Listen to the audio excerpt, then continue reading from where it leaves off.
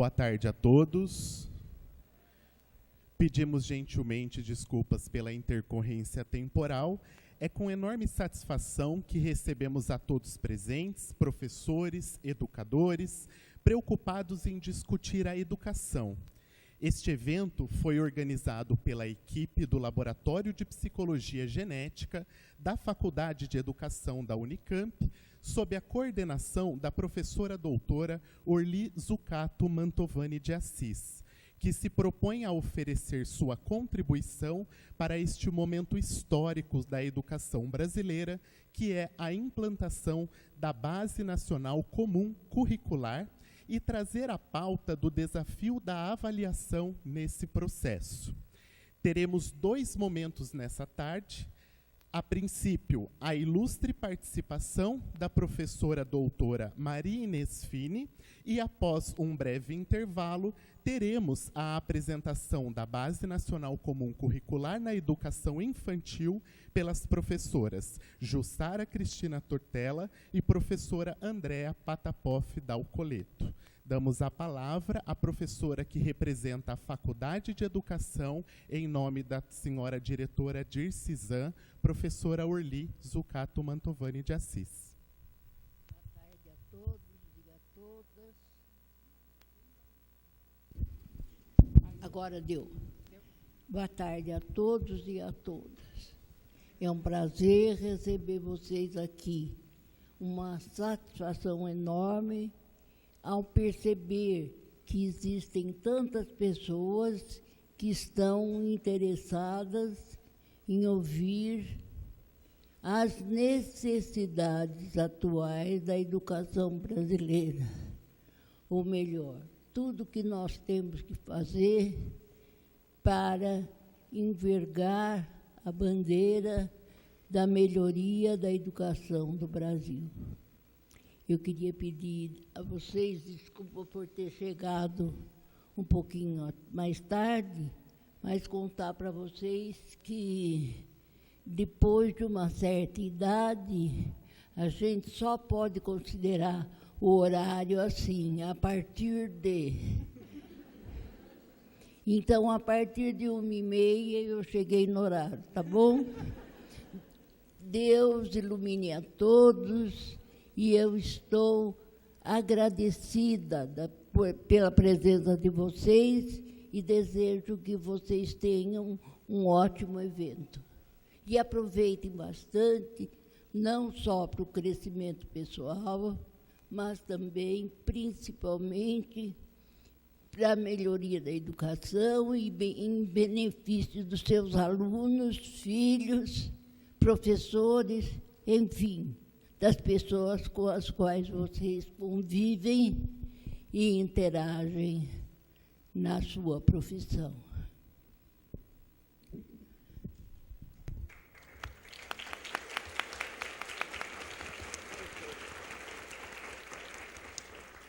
Obrigado, professor Orly. Convidamos, então, a nossa convidada, professora doutora Maria Inês Fini.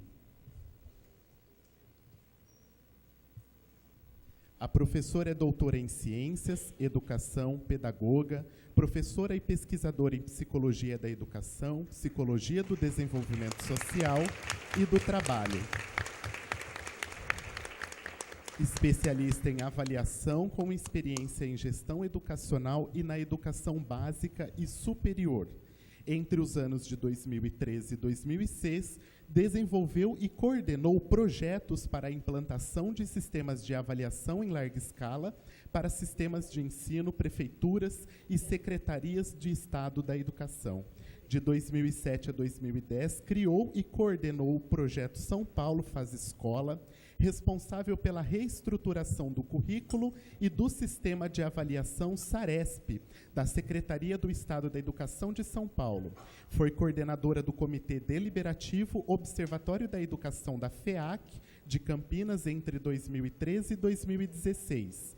Foi membro do Conselho de Responsabilidade Social da Fiesp e consultora ad hoc da FAPESP e do Banco Mundial. Ex-presidente do Instituto Nacional de Estudos e Pesquisas Educacionais e participou ativamente na equipe gestora da BNCC. Com sua competência e real liderança no INEP, deixa um legado inestimável para a educação brasileira, a BNCC e a avaliação, tema que a professora irá discutir hoje com todos nós. Professora, obrigado por aceitar o nosso convite.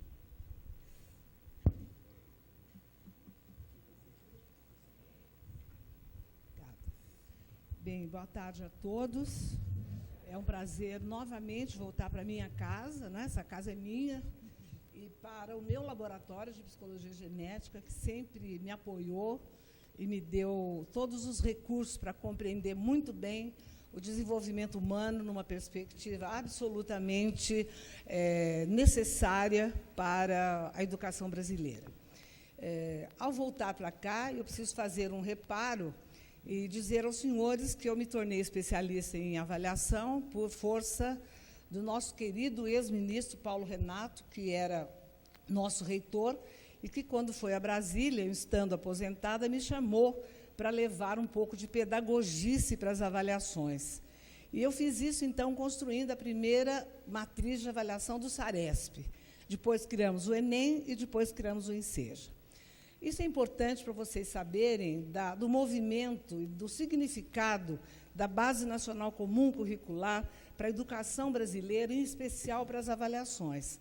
Naquela ocasião, em 1996, nós não tínhamos uma consciência nacional acerca da necessidade de ter uma proposta que garantisse a equidade de oportunidade para todas as crianças brasileiras. Então, nós tínhamos, em cada escola, em cada sistema, em cada prefeitura, em cada estado, uma proposta curricular.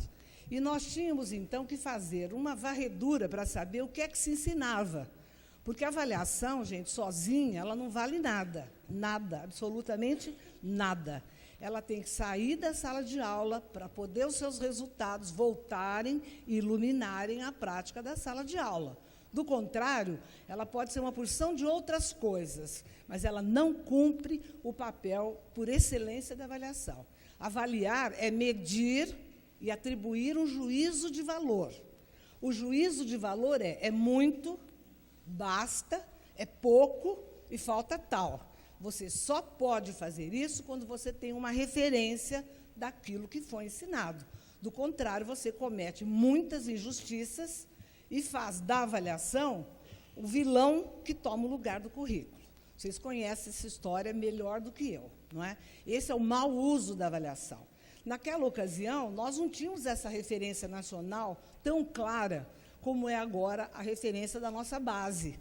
A base é perfeita? Lógico que não, mas ela resume o esforço de 3 versões de inúmeros educadores brasileiros que deram palpite, que criticaram, que completaram, que substituíram. E, finalmente, nós temos uma referência que é mínima para que todos os direitos das crianças brasileiras sejam garantidos, estejam elas lá no interior do Amazonas ou no interior do Rio Grande do Sul. Então, esta referência da base para a avaliação, ela é importantíssima, porque nós estamos dizendo para o Brasil, olha, minimamente, as crianças têm o direito de aprender isso. Nos seus currículos locais, regionais, estaduais, municipais, acrescente o que vocês quiserem. Mas temos consciência, hoje no Brasil, que o direito das crianças está assegurado, tendo esta referência da Base Nacional Comum Curricular. Então, para o sistema de avaliação, ela foi muito importante. Em 96, nós pesquisamos junto aos sistemas de educação e tivemos que fazer uma tabela daquilo que era comum. Né? Muitas vezes, gente, em algumas regiões ou sistemas, nos mandavam o índice do livro didático, como sendo a proposta curricular. Porque, há 20 anos atrás, nós achávamos mesmo que o currículo era um rol de conteúdos.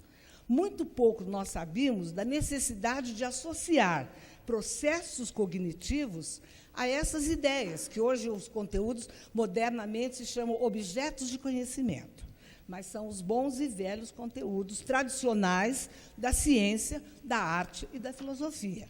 Então, quando nós começamos a fazer as primeiras matrizes, nós já tínhamos um conjunto de educadores, né? a professora Orlino Meio, o professor Lino Macedo junto, um grupo de pesquisadores da Unicamp, da Unesp, da USP e de vários colégios públicos do Brasil, nós já tínhamos consciência da necessidade de agregar um conceito mais abrangente de aprendizagem para indicar aquilo que nós íamos avaliar. E daí, então, nós introduzimos, naquela ocasião, algo que hoje está claro na nossa Base Nacional Comum Curricular, que é o conceito de competências e habilidades. Tão mal compreendido nesse Brasil. Gente, se vocês soubessem o que eu ouço de bobagem, falando que é competência, que agora eu não quero mais conteúdo, só quero competência. Quer dizer, esse dado estrutural, os piagetianos aqui sabem tudo isso que eu estou falando, tá? Os dados estruturais da nossa inteligência são as competências, com as quais nós construímos as relações entre os objetos, entre as pessoas, entre os fatos e entre os acontecimentos. Quando eu associo uma competência a um objeto determinado, eu gero uma habilidade, que é o quê? Um saber fazer. Eu saio do geral e especifico no particular. Imagine vocês isso, gente, 20 anos atrás, 22 anos atrás. Era muito novo, muito difícil. Tanto é que, como se tratava de fazer uma referência para os elaboradores de itens, nós chamamos as habilidades de descritores. Por quê? De fato, elas descrevem a tarefa cognitiva que o aluno tem que realizar para eu concluir que ele aprendeu. Hoje, felizmente, nós temos uma base que claramente faz a associação entre todos os conteúdos, eixos, assunto, tema, chame do que quiser. Tá certo? De um lado, um eixo do conhecimento, e, de outro, o eixo dos processos mentais, que são as competências e habilidades. Então, com esta clareza, é que a escola pode, agora, organizar a sua proposta curricular. Vejam, gente, nós temos hoje uma possibilidade de fazer uma articulação vertical de currículo. Nós temos a condição hoje de fazer um pacto dentro da escola de que, no terceiro ano, a professora vai ter certeza que a do segundo ano vai entregar para ela crianças que dominam 5 coisas que sejam, 6 que sejam, mas ela vai poder partir daí para prosseguir a escolaridade da criança. Então, nós temos uma chance, uma oportunidade. Vejam, a base não é currículo, mas ela é a referência segura para nós construirmos o nosso currículo. E onde é que entra a avaliação nisso? Agora, a avaliação teve que fazer, então, os seus ajustes, não é? Algumas correções desse processo que se desencadeou nesses 20 anos. Vocês sabem que a avaliação é uma cultura muito jovem no Brasil. Nós temos muito pouca gente especializada, seja em elaboração de itens, em matriz de referência, em análises estatísticas mais sofisticadas, mas nós estamos caminhando. Então, durante esses 20 anos, algumas coisas precisavam ser corrigidas. E nós conseguimos fazer isso, nesses últimos 3 anos, com um decreto presidencial. Eu, sem ser deselegante, eu preciso dizer a vocês, até por ser honesta, que nós estamos na iminência de tudo isso ser mudado. Né? Nós estamos sabendo, né, hoje vocês viram, foi publicada a comissão que vai fazer a censura nos itens do Enem, foi publicada no Diário Oficial. Né? E nós estamos sabendo que haverá alguns retrocessos neste trabalho magnífico que as equipes do INEP deixaram prontos e que tem a retaguarda de um decreto e de uma portaria. Mas, de qualquer forma, eu vou mostrar a vocês como é que nós trabalhamos e a riqueza do trabalho que seria, eu espero que ainda seja, o SAEB 2019. Para isso, e para ser honesta com vocês, eu usei todas as informações oficiais que até a meia-noite do dia de ontem constava no portal do INEP. Com este aviso a vocês que acompanhem aquilo que todos nós lamentaremos como retrocesso. Tá? Bom, o que nós fizemos, então? Vocês devem ter acompanhado a minha gestão aí nos 3 anos do INEP, a possibilidade que me foi dada de esclarecer alguns conceitos estruturantes da educação básica e da nossa avaliação. Por exemplo, exame não é avaliação. A avaliação da educação básica é o SAEB, Ele é que faz não só a varredura do sistema e do conteúdo em grandes categorias sintéticas, mas ele avalia a formação do professor, as condições de trabalho, a formação do diretor, de tal forma que a gente possa compreender o desempenho no contexto onde a aprendizagem se deu. Isto é avaliar, é considerar um fenômeno no conjunto das relações sociais onde ele se dá. O exame é completamente diferente. O exame trabalha uma prova padrão aplicada a todas as pessoas e ele só avalia o indivíduo. No caso do Enem, em 2009, ele foi transformado para ser o acesso do ensino superior. E, no caso do Enseja, ele é o exame que dá a certificação de nível fundamental ou médio para crianças e jovens do Brasil.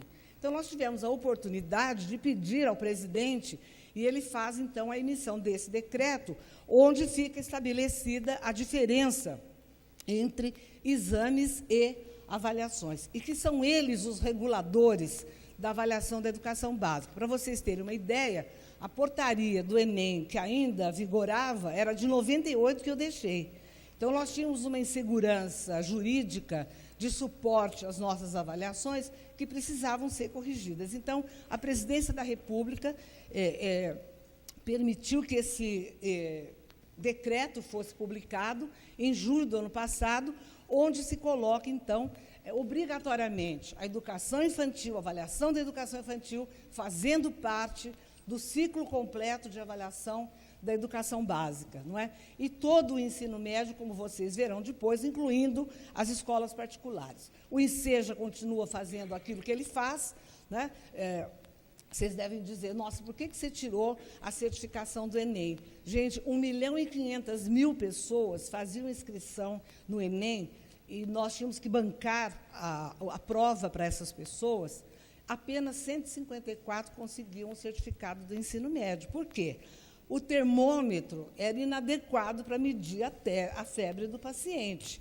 Então, nós voltamos a aplicar o Enseja, aplicamos no Brasil para privados de liberdade, aplicamos em 20 cidades de 10 países do exterior, porque este é o exame adequado para eles.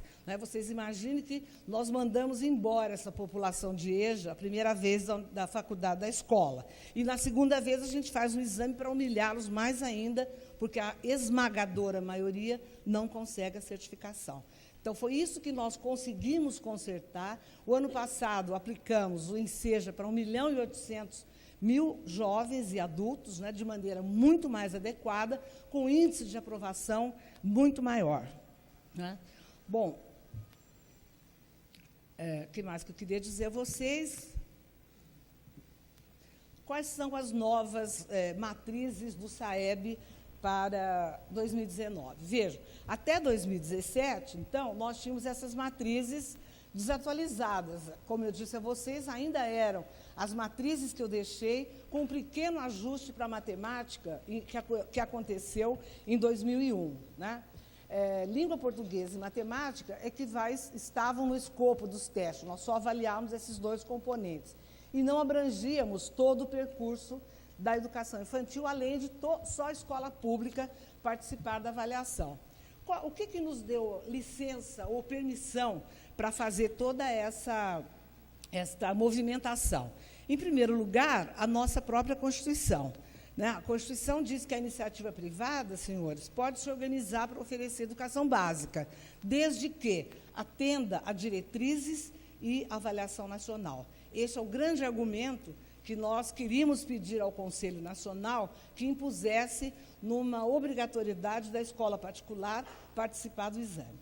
Em 2017, nós, inclusive, convidamos muitas escolas de ensino médio para participar do Enem, e foi um sucesso. Fizemos grandes encontros, videoconferência, para eles compreenderem a necessidade de também se submeterem a esta avaliação. Não pudemos fazer um relatório, porque, como a adesão foi voluntária, e eles pagaram por isso, tá certo? Nós não tínhamos uma representatividade nem regional das escolas para poder fazer uma análise dos resultados dessas escolas. Quais foram os aprimoramentos que nós fizemos, então, para o SAEB 2019? Bom, em primeiro lugar, o abandono das siglas que mais confundiam, né, do que ajudavam. ANEC, ANRESC, ANEB, ANA, não tem mais. Agora é só SAEB, 2º, 5º, 9º e 3º médio. Então, também discutimos muito o mandatário do Plano Nacional de Educação, que mandava a gente criar o SINAEB, que é o mesmo sistema de avaliação, ignorando os 25 anos de SAEB, a nossa série histórica, etc. E tal. Então, acabamos com o decreto, nós acabamos de vez com essa discussão, né? Outra coisa, unificamos as agendas também. Vamos fazer o SAEB sempre em anos ímpares, né? Todo ele completo. E afirmamos, então, a ampliação da qualidade da nossa pesquisa, melhorando e ampliando os nossos questionários de fatores associados. Para vocês terem uma ideia, eu deixei o INEP em 2002 e eu era diretora de avaliação para certificação de competência. Foi uma diretoria que criaram para abrigar os meus processos, não é? Desde aquela época, nenhum relatório pedagógico foi feito, nenhuma análise dos fatores associados foi feita. Então, nós temos uma gama de dados espetaculares que podiam ter sido utilizados para compreender melhor o relatório e não foram. E, desta feita, obedecendo outra perspectiva da Base Nacional Comum Curricular, nós fomos, então, ao Instituto Ayrton Senna, que tem pesquisas devidamente calibradas de habilidades socioemocionais vinculadas às nossas 10 gerais da base, com pesquisa empírica muito sólida, e eles cederam para o INEP a possibilidade de incluirmos esta avaliação também no questionário dos nossos professores e alunos, né? Fizemos este acordo, o acordo está assinado, e eu espero que isso não retroaja, né? Bom, preciso ler aqui, porque lá não consigo. Bom, abrangência, como eu disse a vocês, de todo o percurso regular, não é? Nós incluímos educação infantil, e a maioria do público aqui vai me compreender, né? Nós, por princípio, uma avaliação em larga escala, gente, é aquela que abrange em larga escala muitas pessoas. E ela exige um esforço enorme de padronização de procedimentos. Então, enquanto eu fui presidente do INEP, esteve afastada toda e qualquer possibilidade de avaliação de crianças na educação infantil. Até porque eu acredito que o desenvolvimento, depois a professora Oli vai me corrigir, que o desenvolvimento infantil tem ritmos absolutamente diferenciados, e a nenhum deles nós podemos atribuir certo e errado. Então, não era possível fazer isto. Nós vamos avaliar, está tudo pronto para avaliarmos as condições de oferta da educação infantil. E nós só vamos fazer isso com questionários para as escolas, para os professores e para os diretores. Por quê? Nós não temos um quadro geral de oferta da educação infantil como nós temos da educação do ensino fundamental. Nós não sabemos, por exemplo, qual é o melhor mobiliário para crianças. Há um consenso sobre isso? Quem é o profissional que tem que cuidar da creche, da educação infantil, ao pedagogo? Está sendo bombardeado. Será que é ele? É o cuidador? Qual é o brinquedo pedagógico que deve ter os ambientes educacionais? Como tem que ser o espaço físico? Quem é que vai ordenar a educação, a oferta de educação infantil? É a prefeitura? É a iniciativa privada? É creche conveniada? Pode ser na sala da casa da Dona Maria? Quer dizer, nós temos que fazer um levantamento dessas questões para traçarmos um quadro da educação infantil, para depois, então, podermos fazer um juízo de valor daquilo que o Brasil tem e construir os indicadores. Olha, a maioria dos estados não pode, não tem. Então, vamos ver como é que nós vamos tratar. O Censo da Educação Básica de 2019 já vai trazer mais elementos de informação para a gente completar esse quadro da oferta da educação infantil no Brasil. Além disso, né, gente, uma queixa antiga que se fazia era que nós só privilegiávamos língua portuguesa e matemática. Então, nós introduzimos também já matrizes adaptadas à Base Nacional Comum Curricular de Ciências da Natureza e Ciências Humanas no 9º ano. Vocês vão dizer, mas por que só no 9º? Porque nós estamos querendo dar o tempo para a escola se apropriar da base e fazer o corte do currículo exatamente como eles vão organizar as 2 áreas de conhecimento. Então, neste ano, só seria aplicado ciências e ciências sociais apenas no 9º ano.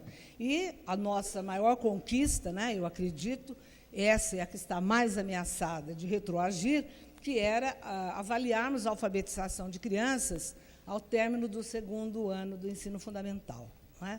Então, vou mostrar para vocês, mais ou menos, como é que ficaria o sistema. Né? Nós ficaríamos, então, não mudaríamos a matriz do 5º ano e do 9º para não perdermos a série histórica. Só vamos mudá-lo, então, a partir de 2021.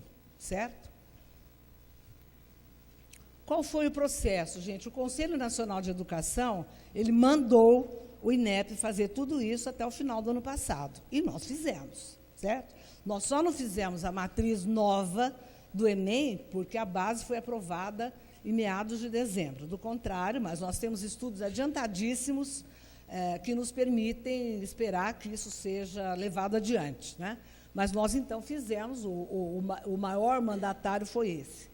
O que é que nós fizemos? Nós fizemos uma retomada dos nossos estudos prévios, né? Análise das nossas matrizes anteriores, fizemos um estudo de experiências internacionais também, estudamos a Base Nacional Comum Curricular, considerando o seguinte, algumas habilidades da base, quem vai avaliar é o professor no processo de avaliação processual e formativa. Algumas serão avaliadas pelo SAEB. Por isso que elas são complementares. Por isso que é tão importante que vocês, gestores do sistema, especialistas, conheçam a base da avaliação maior para poder ter a de vocês, processual e formativa. Né? É mensurável, então, qual é a correspondência, que encontra correspondências às nossas matrizes. Estudamos, então, as competências e habilidades no exercício de síntese e, por fim, chamamos os redatores da base para discutir, então, as nossas dúvidas e as nossas primeiras propostas. Vocês sabem, aqui, se tem algum matemático, sabe que uma matriz é algo que permite cruzar variáveis de 2 naturezas distintas, não é? Ela faz um cruzamento, tá? Então, no eixo vertical das nossas matrizes, é aquilo que nós chamamos do eixo de conhecimento, onde estão os objetos de conhecimento, conteúdos, eixos, assuntos, chame do que for. E no eixo horizontal estão os processos cognitivos. Então, a construção das matrizes no INEP segue esse construto inicial. Né? Bom, como é que nós vamos apresentar, então, aqui agora? Eu vou apresentar para vocês, de maneira geral, o registro, né, a definição do construto, os eixos cognitivos e os do conhecimento, a tabela indicando a distribuição proporcional de itens do teste e a apresentação das habilidades de maneira ilustrativa. Eu trouxe para vocês, e depois eu vou mostrar, e está à disposição dos senhores, para todos que quiserem copiar, viu, Orly? Não só esta apresentação, mas também um documento que já estava, pelo menos ontem à noite, no portal do INEP, que tem toda a fundamentação teórica e todas as matrizes de avaliação da educação básica. Todas, está tudo lá, arrumado, explicado. Eu estou fazendo apenas um resumo aqui para vocês. Né? E depois, nós ainda fizemos uma validação dessas matrizes. Né? Nós chamamos especialistas, nós pedimos pareceres, nós pedimos professores do ensino básico, do superior, e também o pessoal envolvido na Base Nacional Comum Curricular.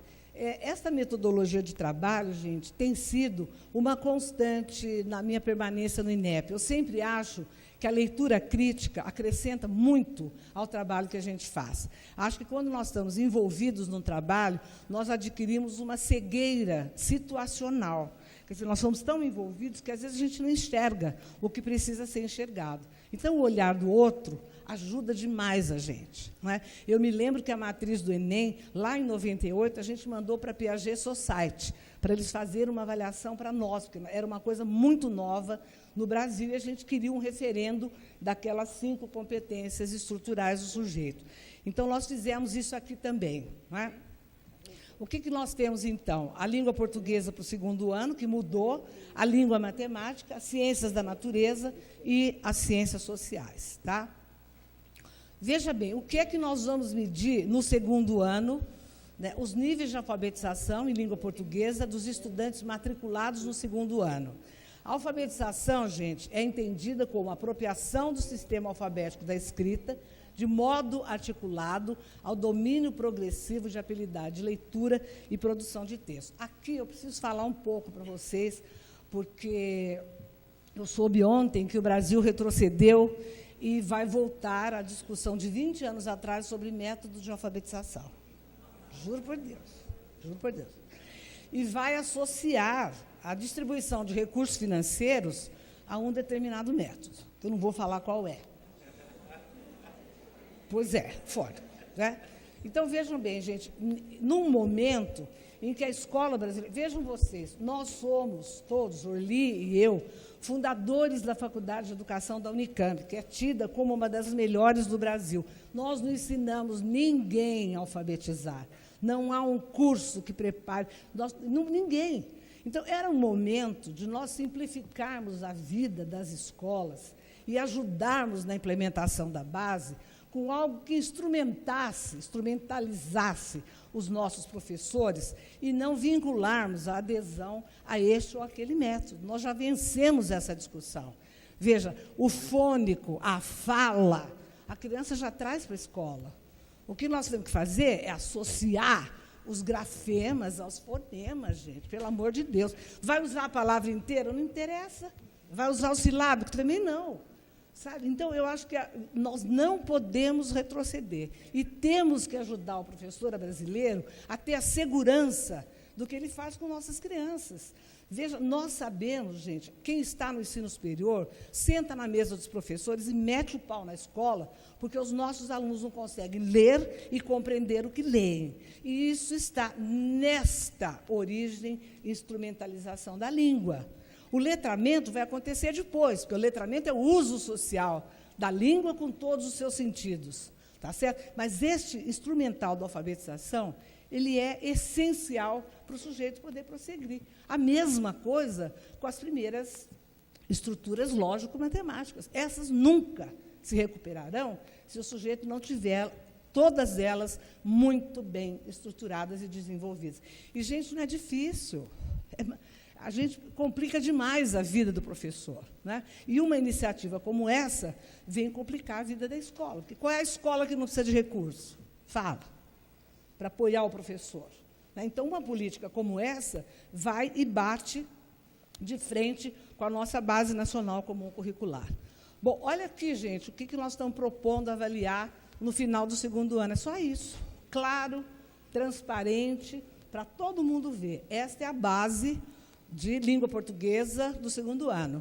Gente, todo mundo pode copiar tudo que eu trouxe, viu? Não sei como é que vocês vão fazer. Vocês vão passar para eles depois, para quem se inscreveu, mas pode copiar, tá? Vejam, não é muita coisa, gente. Lógico que a produção de texto é um texto curto. Né? Calma, vamos devagar com as nossas crianças, tá certo? O que tem na matemática? Veja, o letramento matemático é muito interessante, é conceituado como a compreensão e aplicação de conceitos e procedimentos de matemática na resolução de problemas nos campos de número tradicionais, álgebra, geometria, grandeza, medida, probabilidade, estatística, bem como argumentação acerca do problema. Né? Quais são os eixos cognitivos que nós vamos usar? Gente? Olha, isso aqui é tão importante. Compreender e aplicar conceitos e procedimentos são ferramentas para com que se faz matemática. Então, para resolver problemas e argumentar, nós temos que aprender a usar as ferramentas. Quantos adultos não sabem? Não sabem, não aprenderam, não sabem, tá certo? Então, a matemática, lógico que ela vai trabalhar com a organização tradicional, né, dos conteúdos matemáticos, que são os eixos do conhecimento.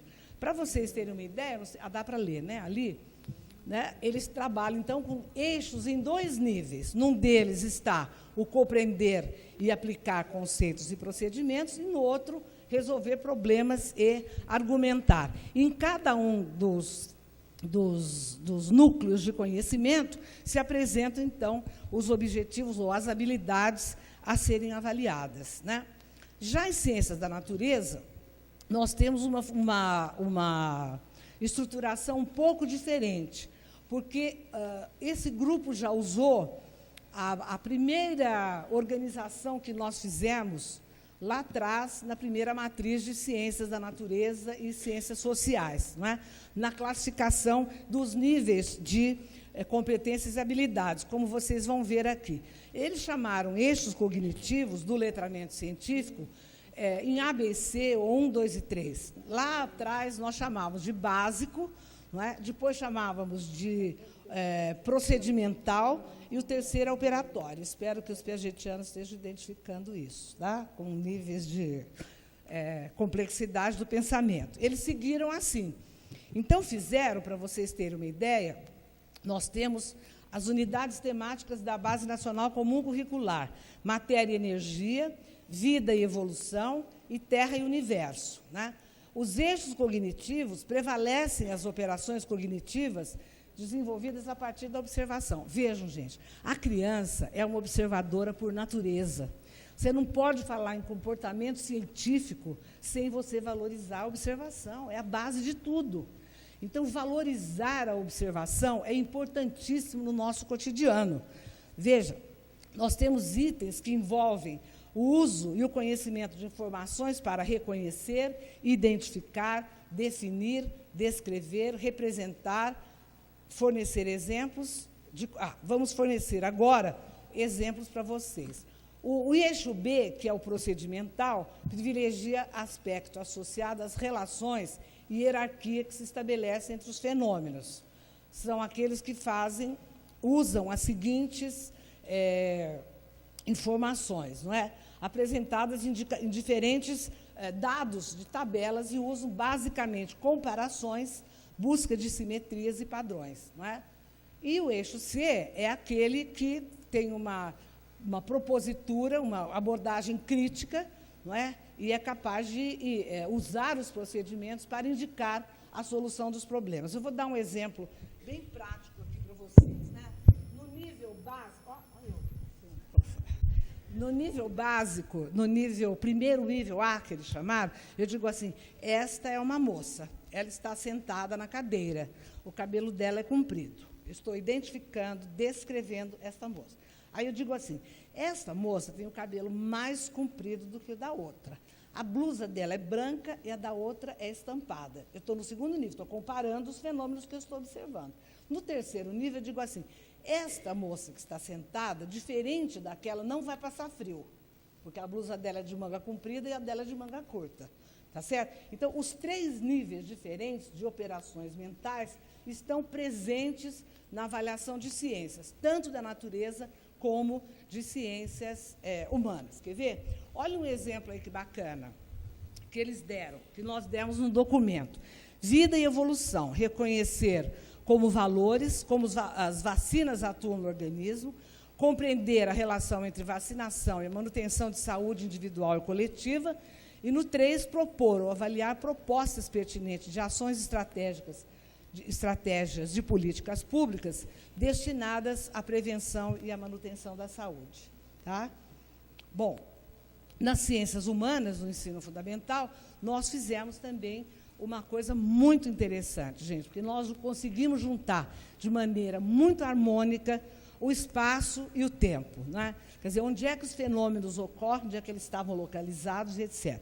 Eu acho que esse foi um avanço muito grande, porque nós temos esta capacidade de reconhecer, compreender e avaliar os fenômenos, não só naturais, sociais, políticos, econômicos e culturais, de uma forma integrada e de uma maneira ética, autônoma, crítica, em concordância com os direitos humanos e fazendo uso de diferentes linguagens, né? Para vocês terem uma noção, nós usamos, então, aqui os eixos do conhecimento, não é? Que são esses que estão na vertical, e a distribuição das nossas habilidades que estão a ele associadas, né? Para vocês terem uma ideia, olha aquele primeiro eixo do conhecimento: tempo e espaço, fonte e forma de representação. No nível básico, olha quais são as competências, né? Vocês veem que são todas básico, não. Nível 1, eu é que chamo de básico. É o nível procedimental. Perdão. É o nível básico. Tá? Se você olhar o outro eixo, vamos mostrar para vocês aí, ó, a natureza, então, natureza e questões socioambientais. Como é que a gente trabalha com este eixo nos 3 níveis de conhecimento. Então, nós vamos avaliar isto. Isto aqui orienta o elaborador de item. Esta é a tarefa cognitiva que já associou o conteúdo, conhecimento, eixo, assunto, tema, como queiram chamar, ao procedimento, aos processos cognitivos. E nós o fizemos em 3 níveis. Além disso, nesse documento que eu mostrei para vocês, nós temos, inclusive, a distribuição do número de habilidades em cada um dos componentes avaliados, né? Vocês sabem que o SAEB, lamentavelmente, foi indevidamente usado para avaliar os alunos. E os itens que são sintéticos foram usados para treinar os alunos para a prova, né? Num projeto que foi feito aí no passado, chamado Devolutivas, né? O professor treinava, o aluno ia lá e errava. Por que ele errava? Gente, porque para acertar aquele item, existe uma série de processos cognitivos subjacentes que ninguém contou para o professor, que tinha que desenvolver com os alunos. Então, localizar informação num texto existe no 5º ano, no 9º ano, no 3º médio. E há uma complexidade de textos, né, para as quais os alunos precisam desenvolver outras habilidades. Então, este também foi um erro, um equívoco muito grande que a avaliação cometeu, e nós retiramos o projeto. Os financiadores ficaram muito bravos, mas nós não retomamos, porque a avaliação tem que ajudar o professor. E agora é o momento, gente, das escolas, dos sistemas e do professor pensar em organizar as suas avaliações processuais e formativas. Então, para cada uma dessas coisas que o SAEB vai avaliar, nós temos 10 ou 12 coisas lá na base que elucidam para nós quais são os processos de construção deste conhecimento que será assim avaliado. Então, agora é a hora, gente, de arregaçar a manga e nos prepararmos para enfrentar, depois de implantarmos a base, também criar o nosso sistema de avaliação. Lembre-se que nós não aprendemos a avaliar. Lembre-se disso.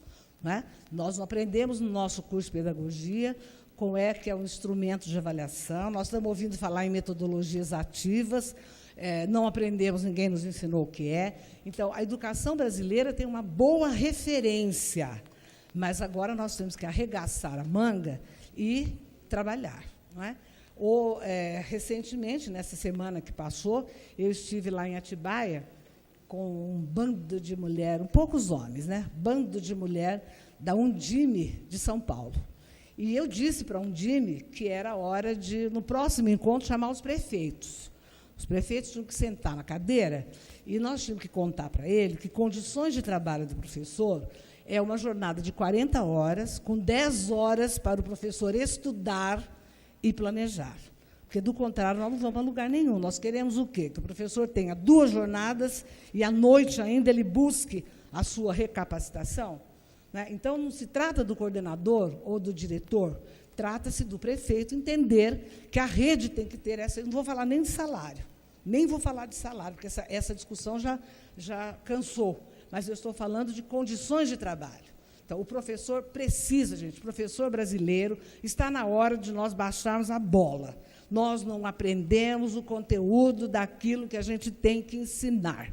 E o nosso professor tem que aprendê-lo por homologia de processos. Nós temos que ensinar o professor do mesmo jeito que nós queremos que ele ensine o nosso aluno. A metodologia não é ativa? O aluno não tem que pesquisar? ele não tem que colaborar com o outro, eu não tenho que elaborar um projeto de pesquisa. O professor tem que aprender assim, gente. Do contrário, nós vamos continuar fazendo pregação. Vem aí a dona Marinês, que saiu do INEP, e fala, vocês têm que fazer isso. Não pega, não vem. Vamos fazer juntos. Então, o professor precisa ser apoiado, gente. Vou dizer para vocês, e é com o maior respeito que eu tenho pelo professor brasileiro. Eles não compreenderam a base e não têm condições de tirar a base do papel e transformá-la em prática renovadora. Porque, vejam vocês, se eu estou dizendo que eu quero que o meu aluno desenvolva aquelas habilidades, eu não posso mais só desenvolver a memória dos meus alunos. Eu não posso querer que eles devolvam para mim exatamente a informação que eu passei para eles. Hoje nós sabemos, vou repetir aqui o mantra, viu, Andréia? Hoje nós sabemos que informação não é conhecimento. A informação precisa ser transformada pelo sujeito, não é pelo professor para o aluno assistir, hein? Pode fazer uma demonstração mirabolante. Quem transforma informação em conhecimento é o sujeito. Não é o professor, que ninguém come para o outro. É o próprio sujeito da aprendizagem que tem que fazer isso. Outra coisa, de memória não é inteligência. Memória é importantíssima, hein? A gente lembra coisas sensacionais, tá certo? Mas a gente esquece também. O que a gente esquece? Vamos ver. Tem uma coisa, uma vassoura maravilhosa chamada esquecimento, que impede a gente de enlouquecer, porque quanta coisa nós tivemos que guardar que não fizeram sentido para nós, não tinham significado, não estavam associados a uma emoção. Ela pode ser positiva ou negativa, e não tem utilização. Quantas pessoas aqui já aprenderam inglês para valer várias vezes? Todo mundo esqueceram, porque não usaram. Então, o conhecimento, não é que nós temos que ter um caráter utilitário, super prático para tudo. Mas, vejam, pensem comigo um pouco. O que é a ciência, a arte e a filosofia? Ela é uma construção humana que, durante 21 séculos, nós temos aqui toda ela acumulada de seres humanos, de gerações que nos antecederam e que interpretaram o mundo, os fenômenos, criaram algoritmos, fizeram descobertas e colocaram à disposição das novas gerações. Ora, este conhecimento tem que servir para que esta geração que está nas nossas mãos possa iluminar a sua visão do mundo. Então, se eu sou professor de química, obrigatoriamente eu tenho que mostrar para o meu aluno como é que a química, essa química que aparentemente é chata, e que ele não tem só que decorar, ele tem que compreender, vai ajudá-lo a compreender os fenômenos da natureza, os fenômenos químicos, todos eles. Agora, eu preciso estar imbuído disso. Tá certo? Muitas vezes, quando um aluno pergunta ao professor, por que eu tenho que aprender isso, hein? Aí o professor começa a arriscar o prestígio, né? Ele fala, porque vai cair na prova. Certo? Ou então ele fala assim, olha aqui, ô menino, aprenda isso, tire boa nota na prova. Um dia você vai dar valor para isso que você está aprendendo. Esse cara dançou. E o conhecimento foi desvalorizado. Então, o professor, ele tem que ser preparado para dominar, gente, os conceitos fundamentais daquilo que ele ensina. Parece uma heresia o que eu estou falando. Eles não foram formados assim. Eles têm que dominar de cima para baixo, de um lado para o outro. E outra, tem que continuar aprendendo, porque tudo está evoluindo numa velocidade como nunca se viu na história da humanidade. Então, vejam, aprender exige, não é? Emoção, sentido e utilização. Eu tenho que saber para que eu estou aprendendo isso. Não tem outro jeito. Tá certo? E o professor não foi formado assim. Então, veja, os desafios que nós temos hoje, do mundo do trabalho, da vida cotidiana, exigem que cada vez mais a gente cumpra o ideal piagetiano da educação. Autonomia é a meta da educação. Ao final da escolaridade básica, nós temos que ter um jovem que tenha autonomia de pensamento para ele poder ter autonomia de ação. Ele tem que pensar por ele, para ninguém fazer a cabeça dele. Agora, como é que começa essa autonomia? Lá embaixo, na pré-escola, Nós temos que criar espaços nos nossos ambientes para que essa autonomia comece a ser construída. Do contrário, não vai ser com aquela pregação. Você tem que ser responsável, você tem que escolher um futuro. Não adianta. Quer dizer, o que nós somos, escola? Nós somos uma instituição social, gente, quase falida, hein? Quase. Né? Que age por delegação das famílias, e nós temos a grande pretensão de interferir na vida das crianças e jovens para melhorar essas vidas. Olha a nossa pretensão, é essa pretensão que temos. E, para isso, usamos esta herança cultural magnífica que está à nossa disposição. Então, veja, se nós não sabemos fazer isso, eu pergunto a vocês, para lembrar mais uma vez o nosso amado mestre, não é? O conhecimento que nós fazemos o nosso aluno construir é para ele a maior aventura que ele pode ter? Para o Piaget, o conhecimento era a maior aventura do espírito humano. Pense um pouco nas aulas que vocês tiveram, que vocês têm, vocês acham que aquilo é aventura. As minhas eram uma chatice da faculdade. E eu tinha uma amiga querida que sentava do meu lado e vivia segurando a minha saia e a minha mão, porque eu queria levantar e brigar com o professor. E ela vivia, fica quieta, o tempo inteiro. Certo? Aos 4 anos de faculdade foi assim, eu sentando do lado dela, porque eu adoro essa mulher, né, somos muito amigas, e ela me segurando, porque eu não me conformava com aquilo que a gente era obrigada a ouvir. Amo a PUC de Campinas, amo meus professores, vivemos a Revolução de 68 dentro da universidade, mudamos de turma para disciplina, aquela coisa toda. Mas ainda, sou a primeira a reconhecer que estamos ainda muito defasados. Todos nós estamos defasados. Então, o que eu quero dizer com isso? Gente, o professor, com tudo que ele tem de ruim, de salário baixo, de jornada dupla, de não valorização, ele precisa ser apoiado agora. Ou então manda ele vender trufa. Ou semi-joia. Avon. Que mais? Jequiti. Aceitou, meu filho, pelo amor de Deus, eu vou te ajudar, vamos nos empenhar, vamos lá no sindicato, fazer passeados para brigar por melhores condições, mas aqui, essas crianças são suas. Elas vão passar por você e só tem 2 oportunidades. Ou elas vão se formar, ou elas vão se deformar, porque não existe não formar. O tempo que você tem com ela não mais será resgatado. Aquela coisinha pequena da semente, da atenção, do cuidado, você não vai mais ter tempo de repor. Veja, estou dizendo de novo, eu sou solidária à situação do professor. Se dependesse de mim, cada vez que o professor entrasse num lugar, ele deveria ser aplaudido em pé. Agora, ele tem que ser ajudado. Nós temos que repor uma formação que, na formação inicial, eles não tiveram. Então, a base está aí. O que os professores precisam? Dominar os conteúdos que eles têm que ensinar. Eu garanto a vocês que, com raríssimas exceções, eles não dominam. E vejam, se nós temos que desenvolver aquelas habilidades, nós temos que dar um passo adiante. Professor, você vai ter que mobilizar outros recursos com a sua turma, abrir mão de uma extensão enorme de conteúdos para trabalhar as coisas de maneira consolidada para essas crianças da maneira que ela pode aprender, envolvendo emoção, muita emoção, tá certo? Para poder acontecer, de fato, a aprendizagem.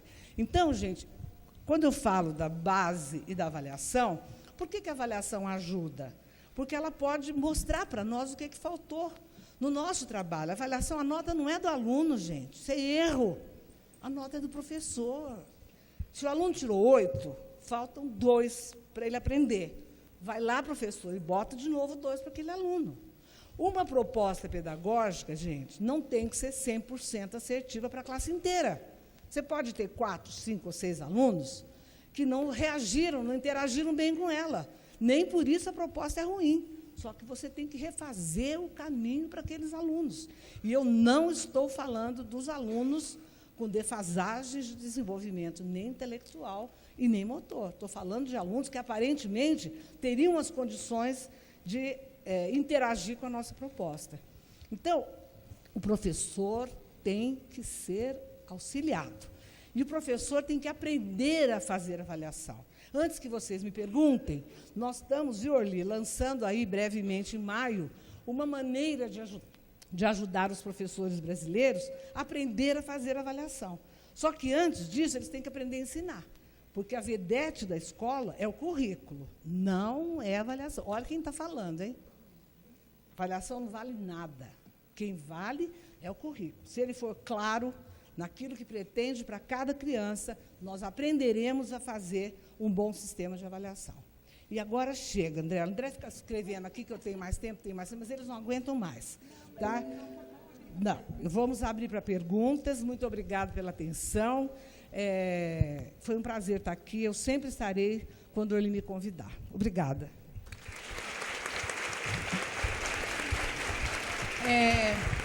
Eu vou pedir para ligar. Tá ligado? Nós temos um bom tempo para abrir para perguntas e respostas aqui da professora Marinês.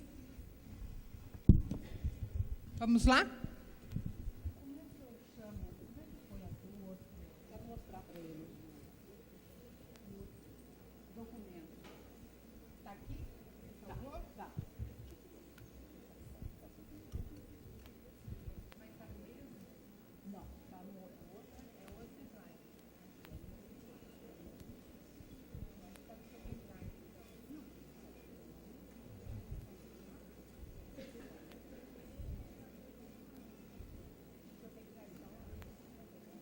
Posso começar? Queria aproveitar, professora, estou aqui, e aproveitar a oportunidade também que a gente está quase que no seio da Faculdade de Educação também, dessa universidade, e pensar um pouquinho. Eu senti quase que uma meia-culpa aí da formação inicial dos professores nos cursos de licenciatura, que também não dão conta disso. Não deram, né? E parece que também não estão dando conta disso.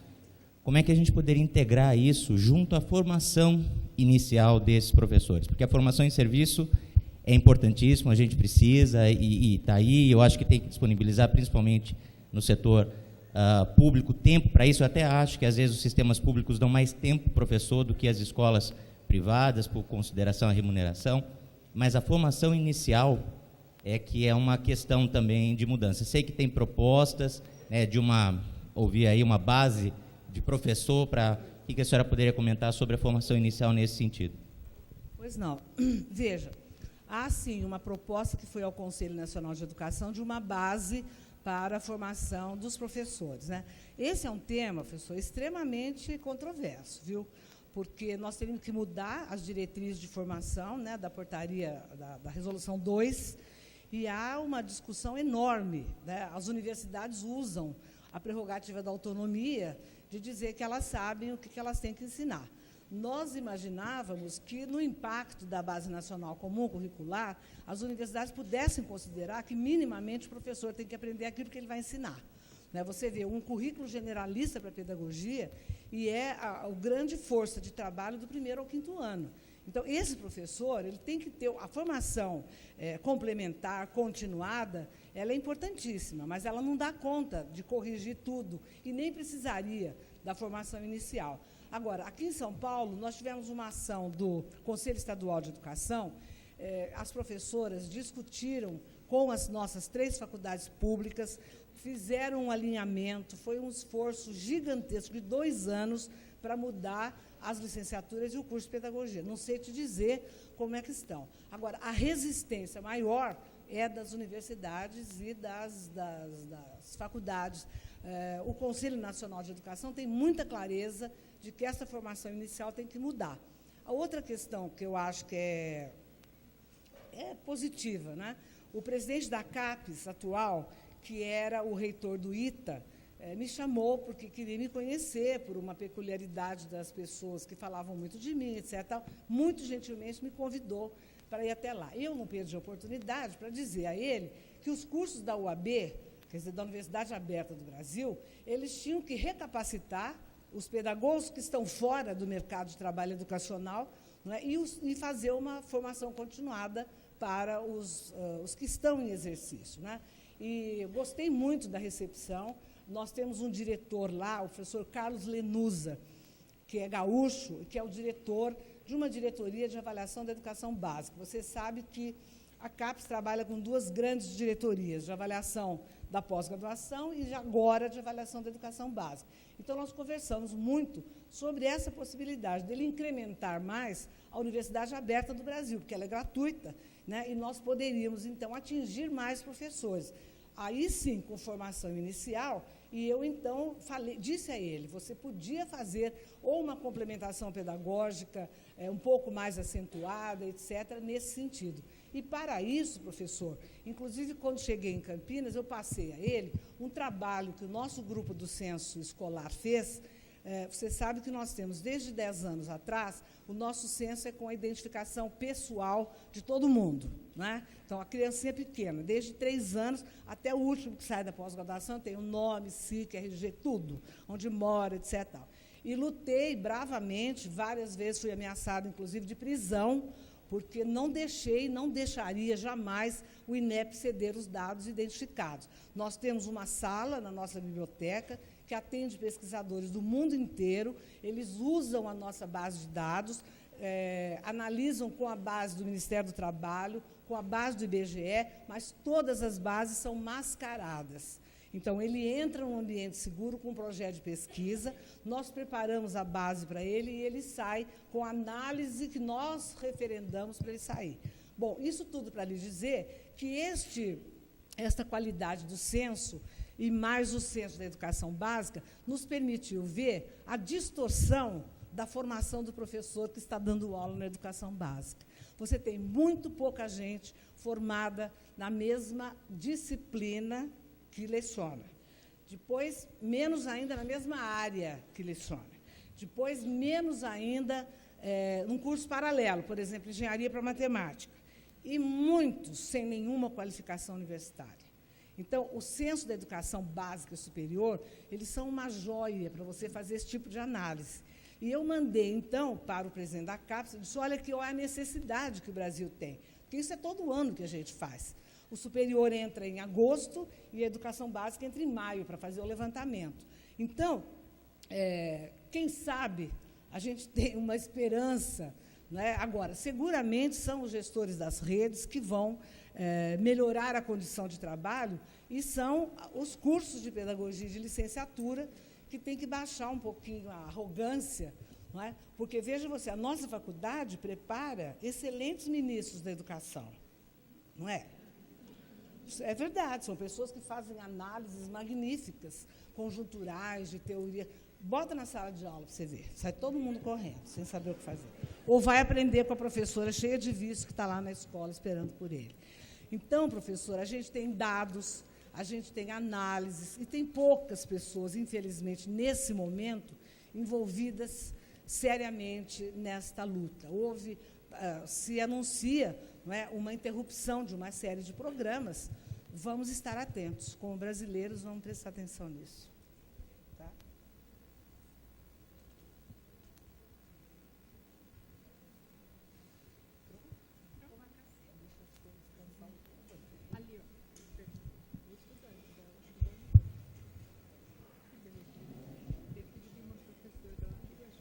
Boa noite. Professor, você falou que eu... Boa noite. Boa noite, boa tarde. O tempo tá difícil. A senhora falou que foi criado o Enem em 96, você criou, né? Então, só para ter uma ideia, eu nem era nascido nesse ano. E eu vou fazer uma pergunta meio crítica, talvez, em relação a esse programa do Enem, a prova, de um modo geral, e sobre avaliação. Eu faço licenciatura em matemática aqui na Unicamp, e